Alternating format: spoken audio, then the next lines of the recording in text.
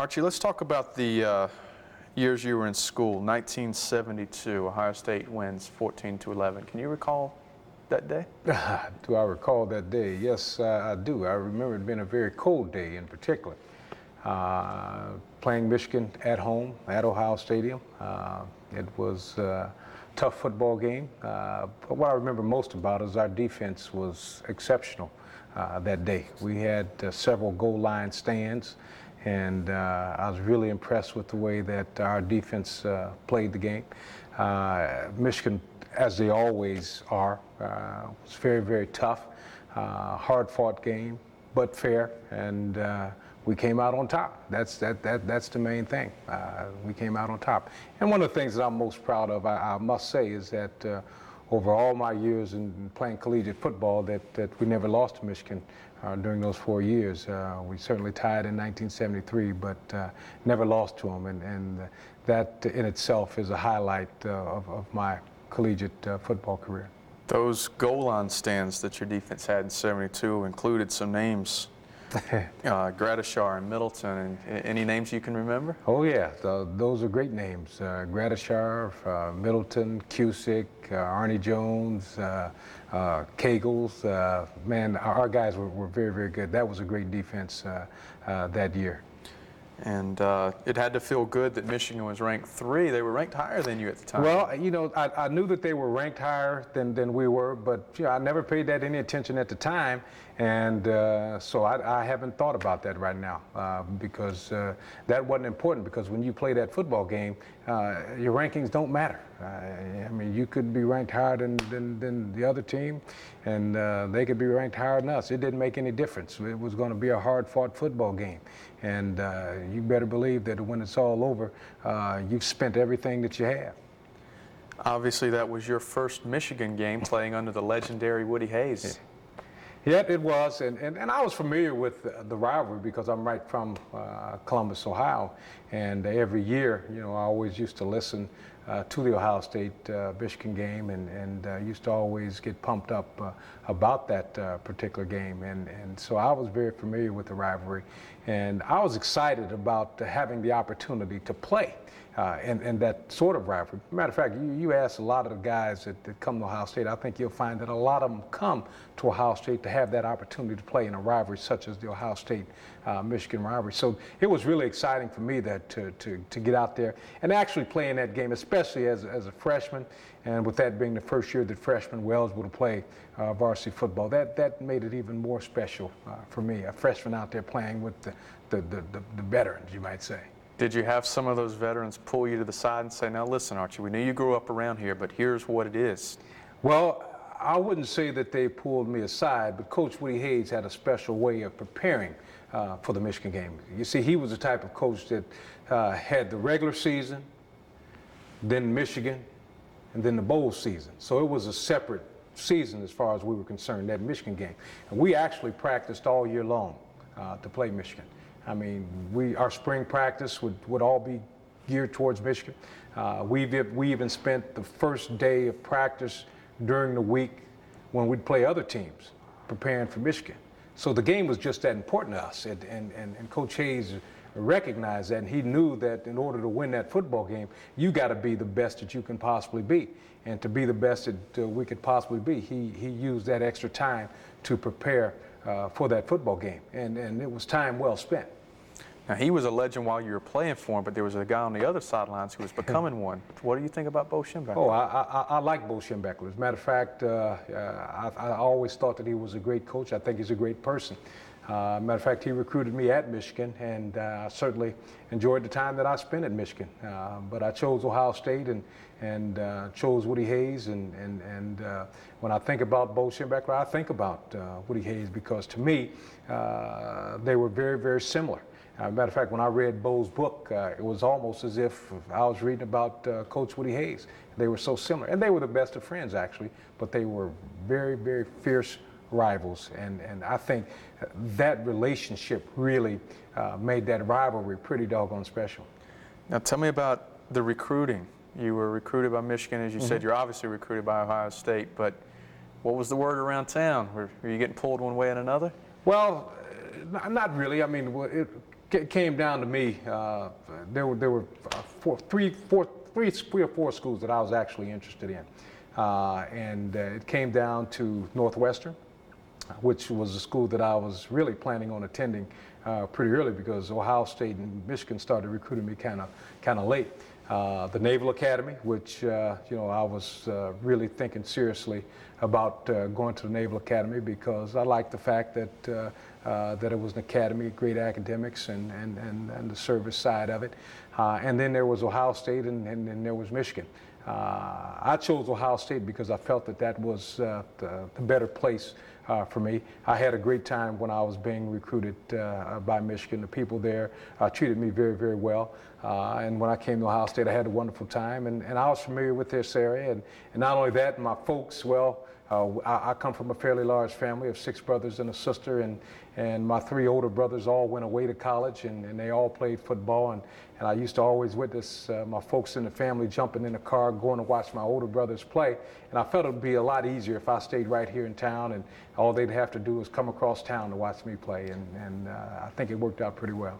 Is there any good story that Bo made it really compelling to come play for him then? Well, actually, when Bo started recruiting me, when he was recruiting me, and when I made my visit, he had just had his heart attack. So really the weekend that I spent in Michigan, I visited with him at his home while he was recuperating from heart surgery.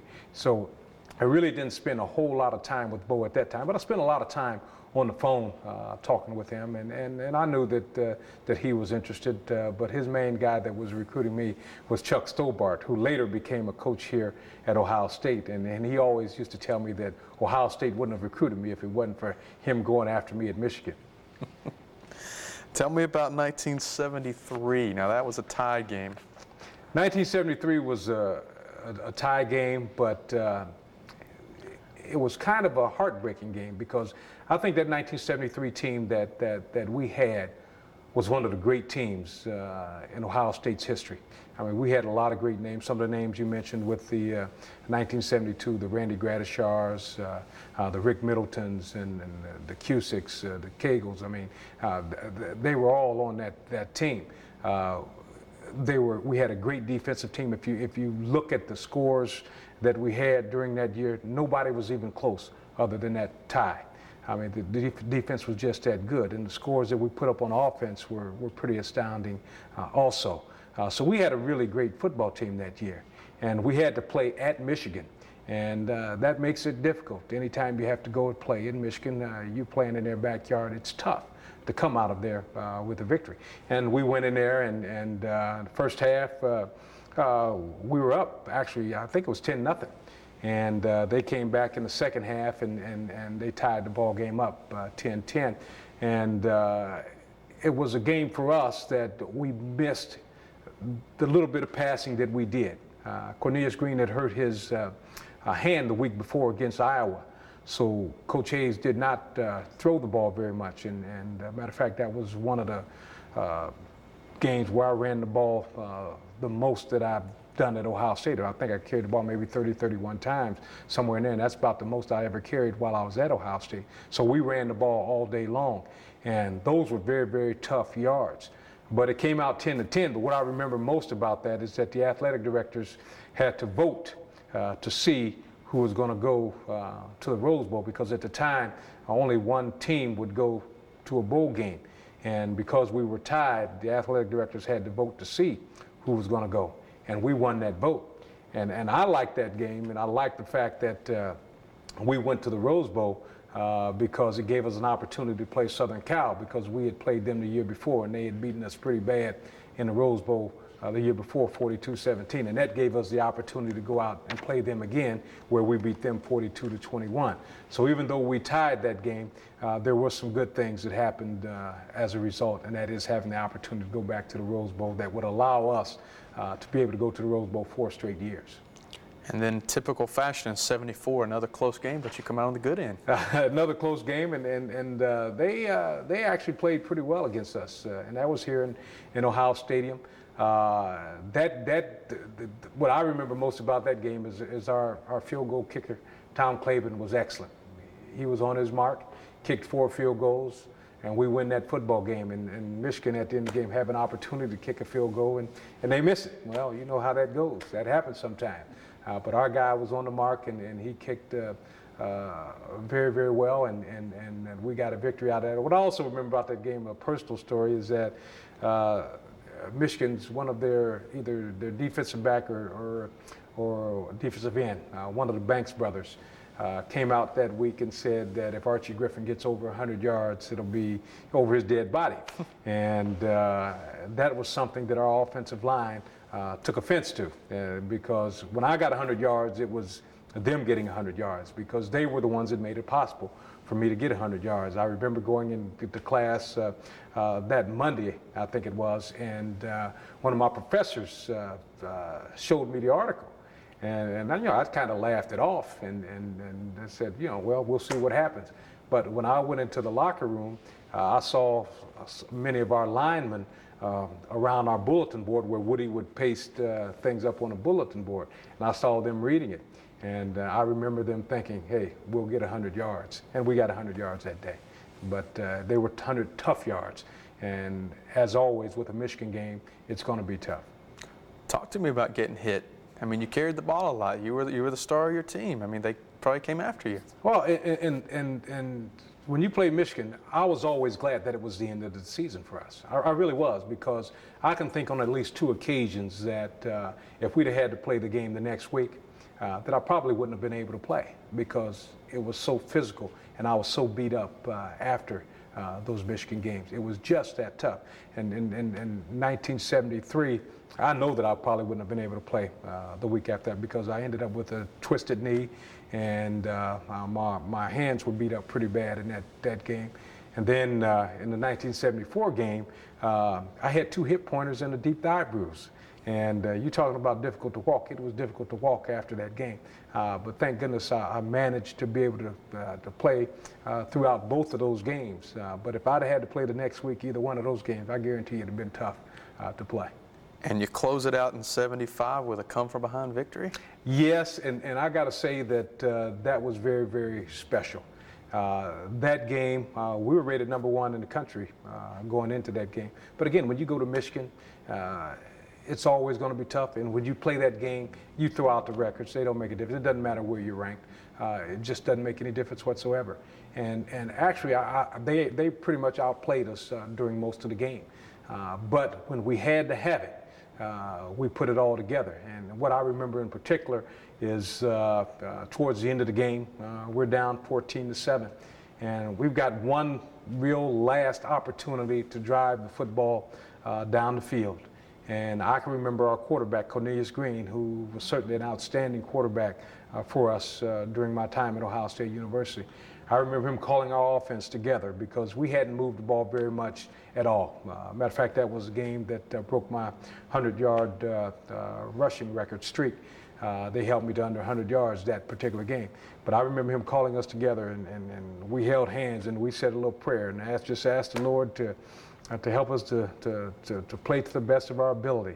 And I remember we started moving that ball down the field. Cornelius threw a couple of great passes to Brian Bashnagel and to Lenny Willis, and then I had a run that was probably my best run of the day, and we moved the ball down the field, scored a touchdown, tied it up 14-14. Well, Michigan didn't want to have a tie, because if we'd have tied, I think we'd have gone back to the Rose Bowl, and they didn't want that to happen, because I think they had a tie earlier in the season or something like that.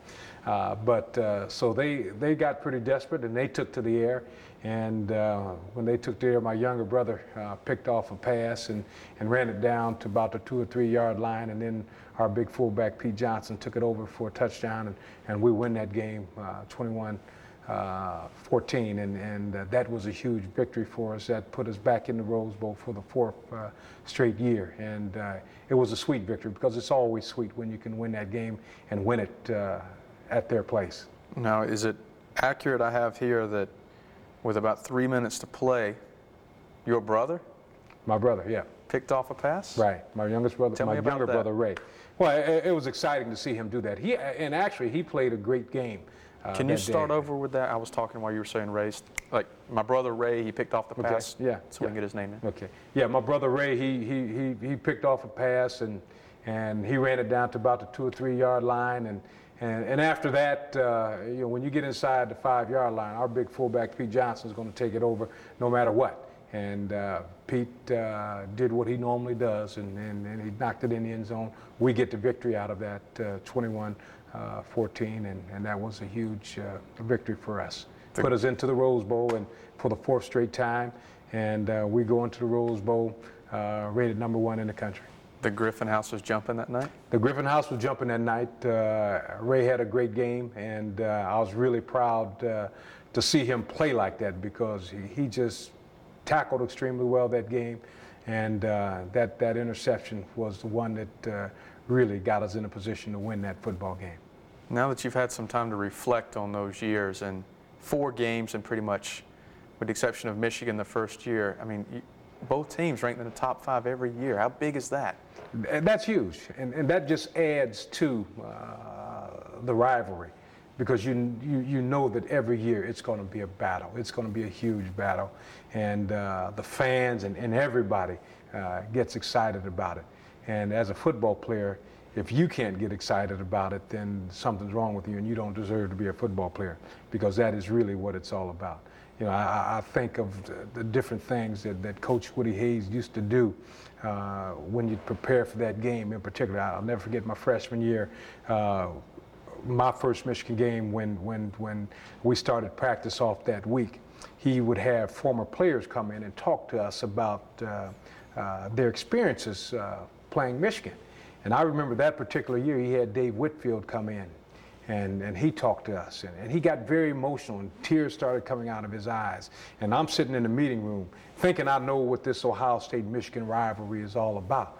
But I look around that room and I start seeing some of my teammates with tears in their eyes, and them gritting their teeth and really thinking about this Michigan game. And when Dave Whitfield finished his speech, he finished by saying, you know, this is not just a game, this is war. And you could just imagine the feeling that we as players had when he said that, because really that's what it was. It was war. This was Ohio State versus University of Michigan. And this is the game that everybody really got excited about, and the game that everybody wanted to win. And I knew at that time that this really was the game that people came to Ohio State to be able to participate in. Do you ever pull anybody over to the side and say, listen, this is, you know, and share your wisdom? Oh yeah, anytime I get the opportunity, I will let players know that, you know, this is not like any other game that you'll play in. This is a game that you better be the best that you could possibly be. As a matter of fact, you better be better than you are to be able to win that game. And I really feel that way. You win that game by being better than you are. Now, it sounds crazy, but it is true. You got to be better than you are to win that game, because that team that you're going to play against, University of Michigan, they're going to be better than they are. And that's why I say you can throw out the records. It doesn't make a difference, because you're not going to play the same team that you saw all year. You've got to be better than you ever were during that season to win that football game. John Cooper had a great career at Ohio State, but he couldn't quite get past Michigan. Yeah, and that's really a tough situation, because John was an outstanding coach here at Ohio State University, and to have the success or non-success that he had against Michigan really is not a good thing for his career, because what ends up happening in those situations is people think you can't win your big game. And he did not have a lot of success against Michigan, but it really it took away from his coaching career at Ohio State. But it doesn't do anything for the fact that he still was a great coach here at Ohio State. And Jim Tressel comes in and goes 2-0, so he's still got 2 more to catch up with you as an undefeated. That's right, and I guarantee you that he will catch up with that, because Jim has a great understanding of what that rivalry is all about. Jim was born and raised right here in the state of Ohio, and he grew up knowing what that rivalry was all about. And when he was hired, I'll never forget when they introduced him to our basketball crowd the night that we announced him as our head coach. And he came out and said, we have so many days to play the University of Michigan, and you will be proud of our Buckeyes. And 300 and some days. He knows it to the day. If you ask him today, he can tell you how many days it is before the Michigan game. And that's just how much attention that he pays to that game.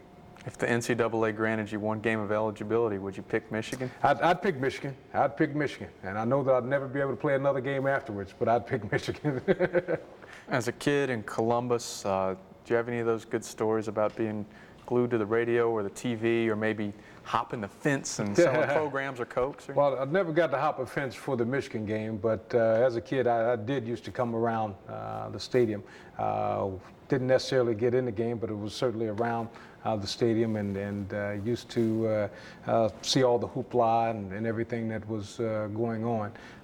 But the Michigan game, again, you knew what day it was going to be, and you knew that all eyes were going to be on that particular football game. And it was no different for me. I mean, I paid attention to it. I knew the people in Columbus were rooting the Buckeyes on, and I knew how important that game was because of the attention that it would get with the media on television and on radio and those sorts of things. So, and it was always on television when I was coming up, and that was the one game that they would have on television for Ohio State. At that time, not many of your games were televised, but that was always one that was televised. Have you been asked to speak to the team before a Michigan game? I've not actually right before, but at times during the week of the Michigan game, I had spoken with some of the teams. Yes. Anything you can share with us? Well, nothing really. I mean, I don't tell them anything different other than the fact that you better be better than you are, because if you're not better than you are, you can forget about winning the game, because that team that you're going to play is going to be better than they are. And I think once they understand that, once they know that it's like an out-of-body experience, because you're in a daze the whole time, and it just seems like things are just going, and you've got to perform to the best of your ability, or even better than you could perform, then you really realize and recognize how big that thing really is. And after it's all over and you've gotten the victory, and then you can look back on it and say, hey, it's been a great 4 years. Do you have gold pants? I've got gold pants. I've got 3 pair of gold pants. You only get them when you win. So that tie, we didn't get the gold pants. But I've got 3 pair of gold pants as a player, and I have a few pair of gold pants as an administrator. So I've got a lot of gold pants. And then my last question, not really a Michigan question, but 2002 was a great season around here. It was a fabulous season. 2002 was truly an outstanding season. We hadn't won a national championship since 1968. And there were a lot of teams in between 1968 and 2002 that were capable of winning national championships. I can count 3 of them that I played on that were capable of winning national championships. The fact of the matter is that we didn't get it done. But this 2002 team, they got it done. And it probably didn't look as good doing it as some of those teams that didn't win it, but they got it done with a strong defense and a very, very smart offense. And I know you would have loved to have been on the field having a part in one of those, but it had to be just as special. It was very special. It was as if I was part of that. I mean, being associate athletic director in football, being a sport that reports to me, yeah, I really feel as if I was a part of that. And I admire what Jim Tressel and his staff and the players that are involved with that team. I admire what they did because they worked extremely hard. But they set their goals after the 2001 season, and national championship was one of their goals, and they got it done. And they got it done because they worked hard and kept focused.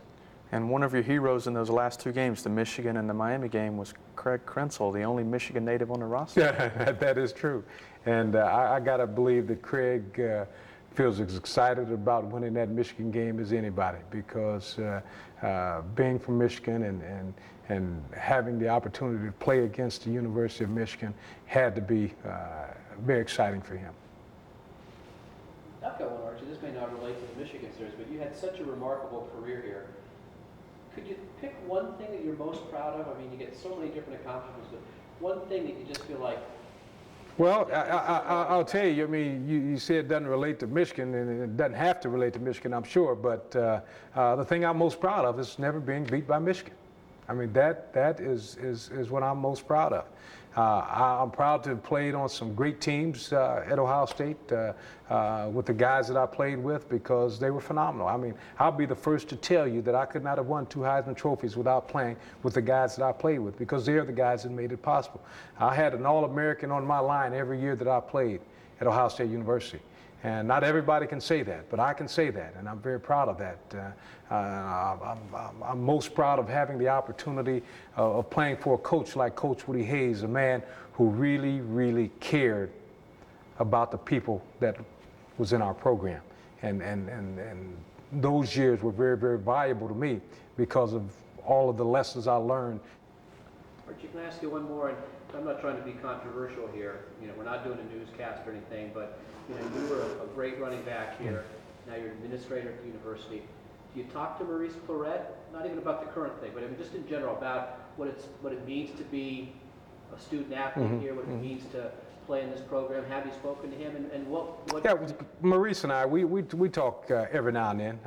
You know, he's certainly really doing a lot of working out, trying to get in the best shape that he can possibly be in, and so that he can have the best seasons that he can possibly have. But yeah, every now and then when we cross paths, we do talk, and the conversation's actually been pretty good. And Maurice he's not a bad young man, actually. He really isn't. But sometimes the comparisons are certainly there to you. I mean, after his remarkable freshman season, he's coming up on his sophomore season. Yeah, I was very happy with what Maurice did his freshman year, and to see him get the freshman rushing record was truly outstanding, because he's a very talented young man, and he's got a bright future ahead of him. And I know that that when he goes to the next level, he's going to be a star. He's that good.